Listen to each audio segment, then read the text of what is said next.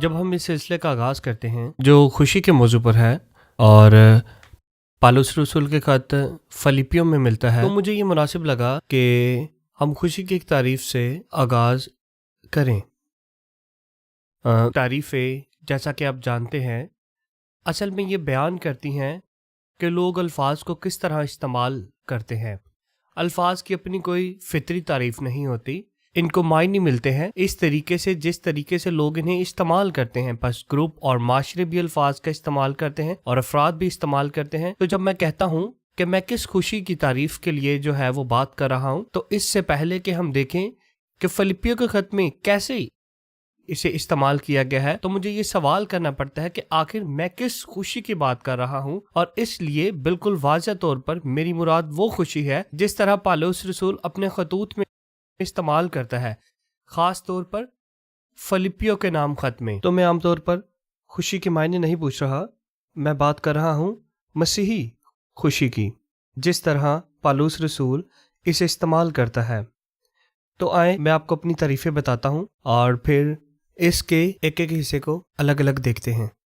مسیحی خوشی جیسا کہ پالوس رسول سے سمجھاتا ہے ایک اچھی کیفیت ہے جو روح میں اور روح القدس کے ذریعے پیدا ہوتی ہے، اور جب وہ ہمیں مسیح کی خوبصورتی دکھاتا ہے کلام میں اور دنیا میں۔ تو آئیے ان کو ایک ایک کر کے دیکھتے ہیں۔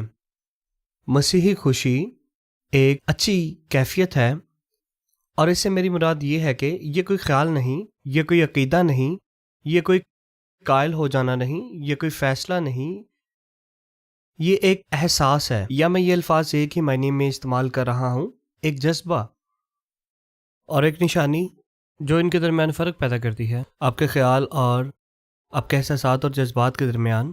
وہ یہ ہے کہ آپ فوراً ان پر قابو نہیں پا سکتے، یعنی آپ انگلی چٹک کر یا محض فیصلہ کر کے کوئی احساس نہیں پیدا کر سکتے۔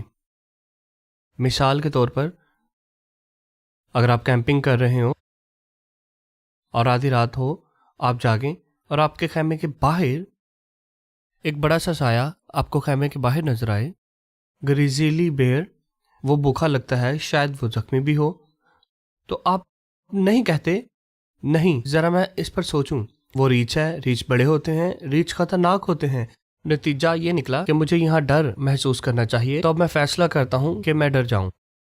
جذبات اس طرح کام نہیں کرتے، سوچ اس طرح کام کرتی ہے، لیکن جذبات نہیں، یہ آپ کے ساتھ ہو جاتا ہے۔ اور اس کا یہ مطلب ہے کہ بائبل حکام سے بری ہوئی ہے، اور ایسے کاموں کے حکام جو فوراً ہمارے اختیار میں نہیں ہوتے، احکام خوش ہونے کے، احکام ڈرنے کے، احکام شکر گزار ہونے کے، احکام نرم دل ہونے کے۔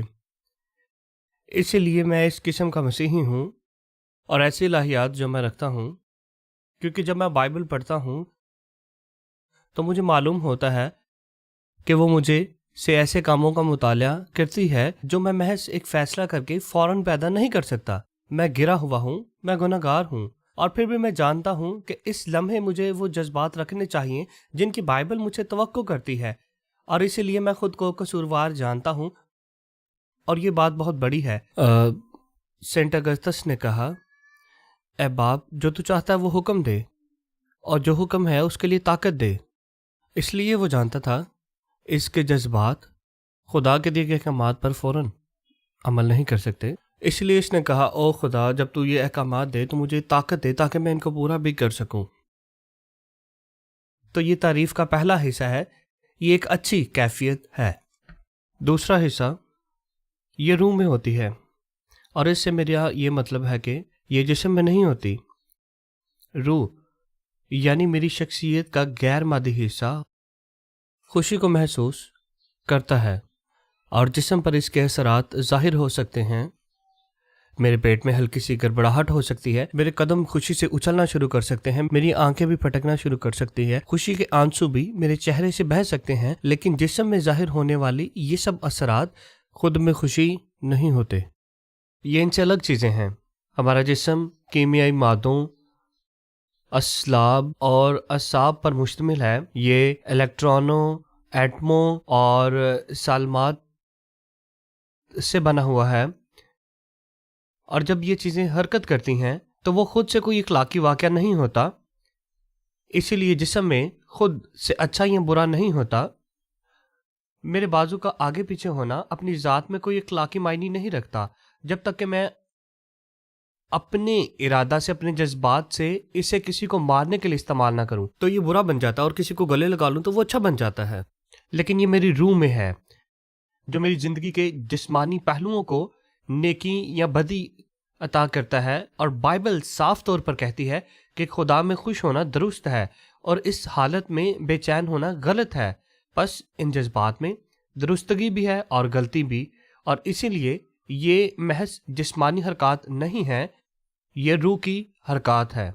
دوسرا یہ نقطہ ہے، تعریف کا تیسرا حصہ یہ ہے کہ یہ روح کی حرکات ہیں جو روح القدس کے ذریعے پیدا ہوتی ہیں، اور یہ بات واضح ہے میں انہیں پیدا نہیں کر سکتا، جنہیں روح القدس کا پھل کہا جاتا ہے۔ گلاطیوں کے خط باب 5 آیت 22 کہتی ہے، روح القدس کا پھل محبت، خوشی اور اطمینان ہے۔ پس میری روح میں جو خوشی ہے جو خدا کی طرف سے آتی ہے، یہ روح القدس کے کام سے آتی ہے۔ اور تعریف کا چوتھا حصہ یہ ہے کہ یہ وہ کام کرتا ہے، روح القدس یہ کام کرتا ہے کسی جادو کی طرح نہیں، بغیر میرے ذہن کو شامل کیے، بلکہ وہ یہ کام اس طرح کرتا ہے کہ وہ مجھے یسوع مسیح کا جلال اور اس کی خوبصورتی دکھاتا ہے۔ گلاطیوں 3:1 میں لکھا ہے، خداوند میں خوش رہو۔ لیکن خداوند میں خوش کیسے ہوا جا سکتا ہے اگر آپ خداوند کے بارے میں کچھ جانتے ہی نہ ہوں؟ آپ کیسے خوش ہو سکتے ہیں اگر آپ وہ چیزیں نہ دیکھ رہے ہیں جو آپ کے دل میں خداوند کی طرف سے خوشی کو بہارتی ہیں؟ اور یہ سب روح القدس کا کام ہے۔ وہ بس بٹن دبا کر بس یوں ہی بغیر کسی ذہنی مواد کے آپ کو خوشی نہیں دے دیتا، یہ روح القدس کی طرف سے دیا جاتا ہے۔ یوحنا 16:4 کے مطابق روح القدس اس لیے دیا گیا ہے کہ وہ یسوع مسیح کو جلال دے، یعنی روح القدس میرے دل کی آنکھیں کھولتا ہے تاکہ میں مسیح کی خوبصورتی دیکھ سکوں، اور جب میں مسیح کو دیکھتا ہوں، جو کچھ اس نے کیا اور جو کچھ وہ ہے، تو میرا دل خوشی کے ساتھ اس کی طرف کھینچا جاتا ہے۔ پس روح القدس یہ پھل پیدا کرتا ہے، ہمیں یسوع کی خوبصورتی دکھا کر پیدا کرتا ہے۔ اب آخری حصہ اور پانچواں حصہ یہ ہے کہ ہم اسے اس کے کلام میں اور دنیا میں بھی دیکھتے ہیں۔ سب سے مستحد اور سب سے صاف جگہ جہاں ہم مسیح کی خوبصورتی دیکھتے ہیں، یہ اس کا کلام ہے۔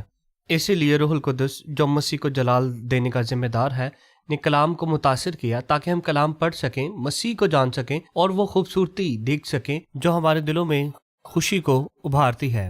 لیکن ہم مسیح کو صرف کلام ہی میں نہیں دیکھتے، مسیح کو ہم اسے دیکھتے ہیں لوگوں میں اور نعمتوں میں، ہم اسے دیکھتے ہیں فطرت میں، ہم اسے خوراک کی نعمت میں اور ہر اس اچھی چیز میں اور اس نعمت میں دیکھتے ہیں جو ہمارا آسمانی باپ ہمیں دیتا ہے۔ ہر وہ نعمت جو مسیح یسوع میں ہمیں ملتی ہے، ہم سے کچھ نہ کچھ اس کی ذات کے بارے میں بات کرتی ہے۔ بس ہم مسیح کو صرف دیکھتے نہیں بلکہ ہم مسیح کو چکھتے بھی ہیں، نہ صرف اس کے کاموں میں بلکہ اس کے کلام میں بھی۔